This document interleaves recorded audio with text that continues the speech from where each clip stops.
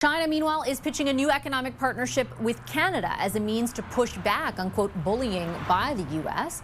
Wang is China's ambassador to Canada. I spoke with him for his first broadcast interview since he took on the role. Here's a part of our conversation. Have a listen. Hi, Ambassador. It's a pleasure to welcome you here to studio. Thank you for making the time. Thank you. Ambassador, I wanted to start off and ask you what your view is of the state of the relationship between Canada and China. I think there is a very good historical foundation for the China-Canada relationship. And what does that mean for the future of the relationship, Ambassador? For the future, we're full of confidence about the relationship. As I said, there is a very good historical foundation for the relationship, and the two countries enjoy great complementarities, and we don't have any fundamental conflict of interests. When you talk about free trade, though, and the value that both Canada and China places on it, right now it's not free trade completely between Canada and China. There are tariffs in place on Chinese-made electric vehicles. There are counter tariffs that China has applied to about $3 billion worth of agricultural products coming from Canada. Are there conversations happening right now between China and the federal government about removing any of those tariffs on either side? Well, last year, since Canada imposed unilateral tariffs on Chinese products, we have been maintaining communication with the Canadian side. But unfortunately, in disregard of China's dissuasion efforts, Canada still decided to impose those tariffs on Chinese products. So China launched an investigation, and the investigation believes that these unilateral tariffs imposed by Canada are discriminatory against Chinese products. So China launched countermeasures against that. The Canadian government says that those initial tariffs were necessary because of a very high level of subsidization. So again, protectionist measures in China, that's their view of why they impose them. I asked the question about whether or not there have been conversations about taking those down or the counter tariffs down because the environment since October when they were applied has changed, given what's going on with the United States.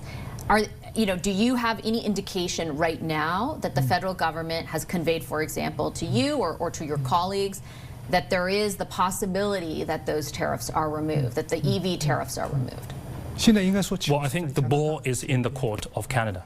The Canadian government has expressed multiple times to us that they wish to communicate with us on these issues. But of course, the federal elections happened, the new government is being formed. I look forward that in a very short future, both sides will be able to start talking about these issues as soon as possible.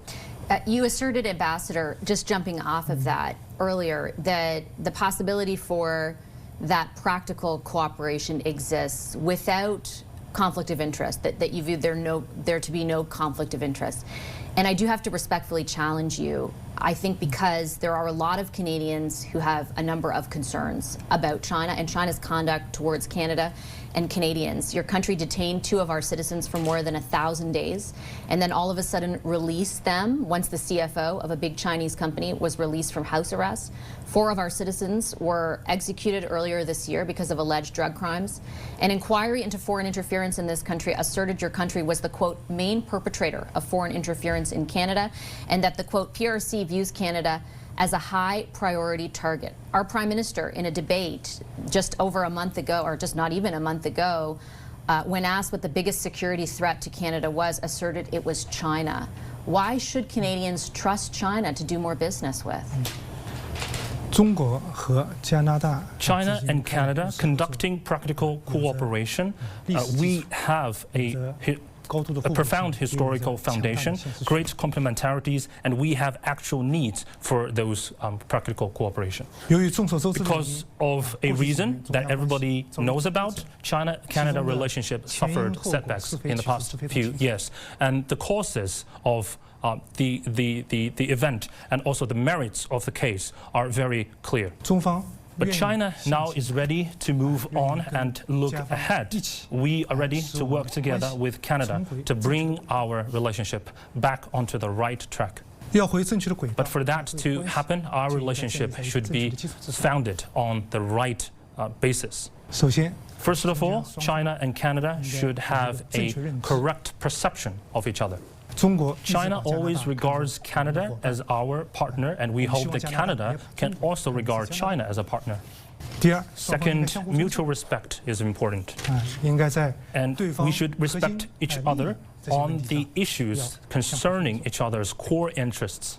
Mutual respect is a very important principle if one wants to have a relationship with another. And that also applies to state-to-state relations as well. And another thing for China and Canada to bring our relationship back onto the right track is that we need to seek common ground while reserving differences in a constructive way. China and Canada have a lot of differences, and this is very, very normal. Because we are different in history, we are different in culture, and we are different in political systems, and many other factors.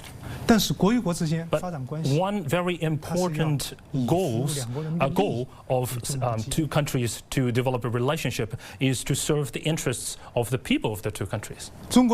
Whether China has interfered in Canada's internal affairs and whether China is a security threat to China, I have made China's position very clearly multiple times, and I am ready to share it with you here today as well. I can say it very clearly to you that China has never and does not have any interest in interfering in Canada's internal affairs. I think it is absolutely absurd and makes no sense to smear and attack China of interfering in other countries' internal affairs with all those kind of groundless and ambiguous excuses and pretexts. I think the increasing louder voices of calling for stronger cooperation with China here in Canada represents the will of the people. And just one final question, because if I understand what you said correctly, it is that there is a lot of opportunity for both countries if we are able to put our differences aside. And you characterize those differences as normal. The issue, as I see it, is that there are many Canadians, based on not a desire to smear China, but assertions that their own government has made, evidence provided by that government, who don't feel like the differences are normal, who don't feel like what happened to Michael Kovrig and Michael Spavor was normal, or the 4 individuals who were executed because of alleged drug crimes, or foreign interference in our election system. I understand you deny that that is the case, but we have been shown otherwise by our own government. And I don't think they feel like that is normal. Do you understand that position? As I said, in the past few years, the reason for the cooling China-Canada relationship was very clear. Problems that happened between China and Canada were not initiated or caused by China. If we look back on the past few years of our relationship, I think we will be able to come to an objective conclusion. You mentioned the death penalty for the 4 criminals in China. In China, by our law, drug crime is a serious crime. No matter which nationality this criminal is of, whether they are Chinese, whether they are Canadians or from other countries, as long as they have committed drug crimes, they will be held accountable according to China's law. I think another point is that we should look at how big the damage these criminals and the crimes they have committed have caused to how many families in China. Because of drug crimes, many families, many people have suffered seriously, and we should pay attention to their human rights and pay attention to their well-being. So that is why China has adopted a zero-tolerance policy towards drug crimes, and we have made sure that drug problem is not as bad in China as in other countries. Because China has a population of 1.4 billion, not 40 million. If drug problem is allowed to be a rampant problem in China, it will not only cause damages to China, it will also cause damages to many other countries. So the zero tolerance policy against drug crimes of China is not only for the sake of the well-being of the Chinese people, but also for the greater world, the greater good of the whole world. So now we are at a very important point of time in China-Canada relationship. At this time, one thing is very important, that is mutual trust that you have mentioned. So in order to rebuild mutual trust and deepen the trust between our two sides, both sides should make joint efforts to build up positive factors in our relationship.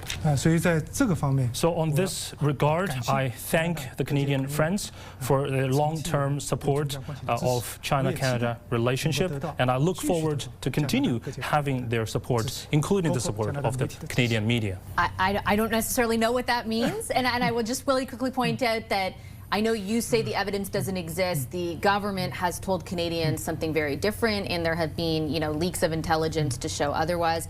But I will leave it on that note. I take the point that you made, and I appreciate you making the time for the conversation. Thank you very much, Ambassador. Thank you.